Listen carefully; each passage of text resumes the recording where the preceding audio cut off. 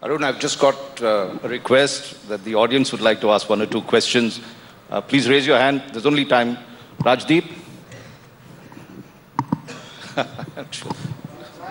A very small question. Even as we speak, Vijay Mallya's house in Mumbai is being auctioned. Kingfisher House. I wanted to ask this. Do you see Vijay Mallya really as an absconder guilty of malfeasance? And do you accept that Vijay Mallya actually is one of many industrialists, some even more high profile and even more well connected to your government, who actually have even larger NPAs? Are you going to act against them? Do you believe it's individuals who are responsible, or the banking system or the political system responsible? Let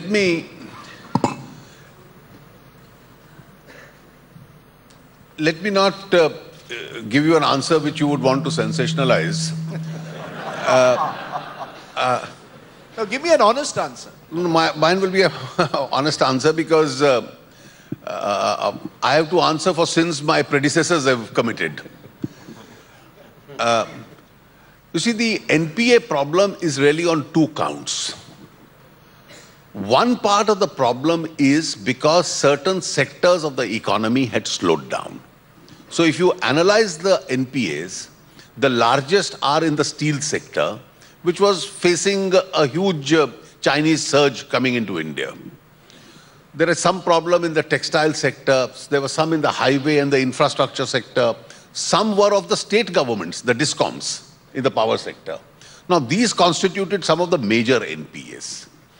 Now, this is because of the economic climate and the economic factors which have taken place. In these cases, the sectors need to be addressed if you want to solve the real problem. And we've actually addressed most of these sectors. There is a second category where large amount of loans have been given in individual cases, and some of those people would have misconducted themselves.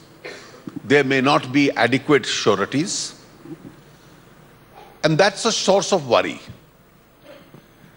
I think these cases need to be segregated from the rest of the cases which are on account of the sectoral slowdown.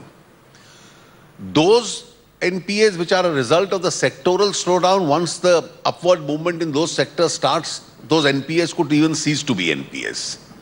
But these are the ones which are the real cause of worry, because there are moral and ethical issues besides legal liability involved in these cases.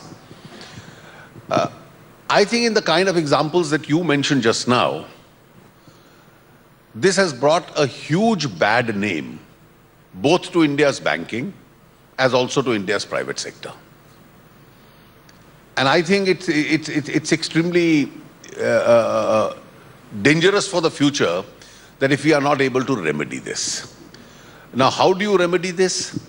I think our immediate job as a government is to make sure that our banks, particularly the public sector banks, remain strong.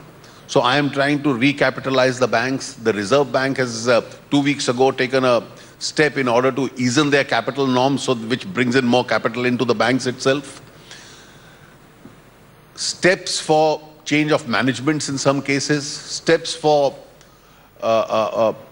sale of assets in some cases.